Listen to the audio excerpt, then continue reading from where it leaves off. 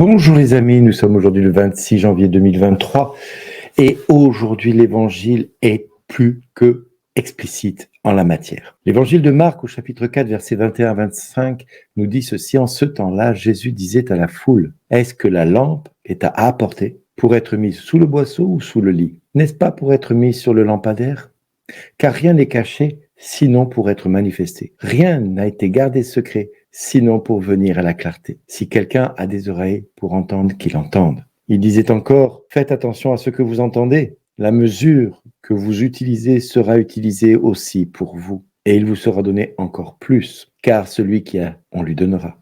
Celui qui n'a pas, on lui enlèvera même ce qu'il a. Aujourd'hui, l'Évangile nous invite à faire un pas dans l'humilité, à mettre dans notre vie la lumière, à mettre sur notre vie la lumière du Christ, parce que la lumière est faite pour éclairer nos vies. Regardez dans les ténèbres, la lumière est capable d'enlever les ténèbres là où elles brillent. Les ténèbres n'arrivent pas à éteindre une lumière, mais la lumière peut éteindre les ténèbres. L'Évangile nous rajoute là-dessus: si vous ne faites pas la lumière, tout ce qui est caché, tout ce que vous gardez de secret sera révélé. Et pour preuve, quand les ténèbres sont là, qui fait nuit noire, une nuit noire, on voit rien. Si vous mettez une lumière, tout de suite, vous voyez où vous mettez les pieds. Vous voyez le précipice qui est peut-être à votre gauche ou à votre droite. Et vous êtes en mesure d'éviter le danger. Donc si la lumière est capable de vous aider à vous déplacer sans pour autant tomber, parce qu'elle va vous éviter les chutes et les pierres de votre chemin, eh bien, sachez une chose, que dans le monde spirituel, il en est de même. Si dans ta vie, il y a des choses qui ne sont pas claires, il est plus que temps que tu fasses la lumière dans ta vie. S'il y a des pratiques que tu fais régulièrement dans ton quotidien, sache qu'il y a sérieusement le besoin de mettre la lumière dans ta vie. Parce que tout ce que tu fais dans l'ombre, il y en a un qui va se faire le plaisir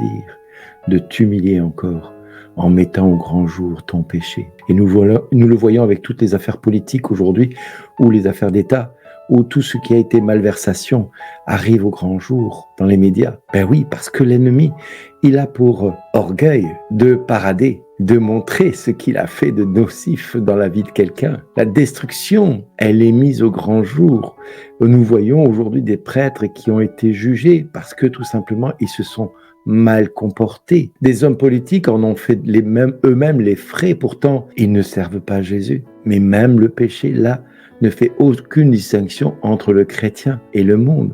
Dès qu'il s'agit de parader, le diable ne cesse de mettre au grand jour nos fautes et nos péchés. C'est pour ça qu'il y a quelques années en arrière, j'ai fait le choix de parler ouvertement d'un grand péché qui m'a assailli pendant des années, qui était celui de la pornographie. Oui, frères et sœurs, la pornographie était quelque chose qui m'assaillait en permanence et je n'arrivais pas à m'en sortir. Des prêtres, des évêques, des pasteurs ont prié pour m'aider à m'en libérer et rien ne m'a aidé à m'en sortir de cette addiction à la pornographie. C'était plus fort que moi. Et c'est là où Jésus est venu à mon secours en me faisant comprendre qu'il avait donné sa vie pour ce péché et que je ne devais plus en avoir honte. Parce que ça faisait l'œuvre du diable. Je ne faisais que enrichir la gloriole du diable dans ma vie. Mais à partir du moment où j'ai compris que Jésus avait donné sa vie pour ce péché, alors je n'ai cessé de dire au diable: ok, tu as raison, j'ai commis ce péché, tu as raison de le montrer. Mais moi, je te montre quelque chose, Jésus a donné sa vie pour ce péché. Donc aujourd'hui, tais-toi, tu n'as plus la place, tu n'as plus la première place dans ma vie. Jésus est mort pour moi, il a donné sa vie pour moi. Donc aujourd'hui, tu te tais. Et c'est exactement ce qui s'est passé. En parlant ainsi, j'ai tout doucement compris dans ma chair ce que Jésus avait fait. Ce qui était caché, il l'a mis à la lumière, de manière à ce que le diable ne puisse plus se servir de ça pour me faire tomber à nouveau. En mettant mon péché à la lumière, j'ai été capable, du jour au lendemain, à ne plus être tenté de regarder ce genre de choses, parce que quelque part, c'était devenu inutile. Le diable n'avait plus de prise sur moi. Et tant qu'il avait la moindre prise dans ma vie, eh bien, il utilisait cela contre moi. Et moi, je me cachais, j'avais honte, j'avais peur qu'on me démasque dans mon péché. Mais du jour où j'ai fait la vérité m'a rendu libre. Il est plus que temps que tu fasses la vérité dans ta vie. Il est plus que temps que tu dises à Dieu: ok Seigneur, mon péché c'est celui-là, je le reconnais. Alors va trouver un prêtre, va te confesser si tu es catholique. Si tu es protestant ou évangélique, confesse-toi à Dieu puisque c'est ta manière de faire. Mais ne garde pas ce péché, mets-le au grand jour. N'aie pas peur de le dévoiler à tes frères, parce que c'est à la mesure que tu vas donner qu'il te sera donné aussi d'être jugé ou d'être béni. Faites attention à ce que vous entendez dans les médias. Regardez bien comment le diable se comporte avec les médias.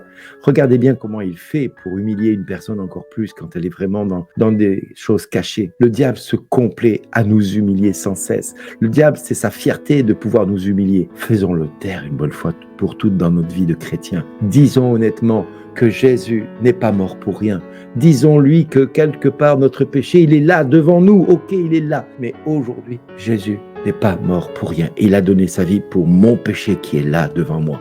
Je le reconnais. Donc aujourd'hui, frères et sœurs, je prie que vous puissiez faire la vérité dans votre vie, auprès de votre vie personnelle déjà, à vous-même, en vous regardant dans la glace, en sachant que, ok, vous n'êtes pas bien, vous n'êtes pas en bon état de sainteté. Heureuse faute qui t'a valu un si grand salut, nous dira saint Augustin. Heureuse faute qui te permet de dire aujourd'hui, Jésus, tu peux dire à ton Père que je reconnais mon péché et que désormais, j'affirme que tu n'es pas mort pour rien, tu as donné ta vie pour moi. Tout ce qui est caché sera révélé.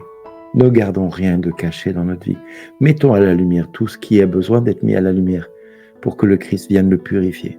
Amen. Merci d'exister. Au revoir.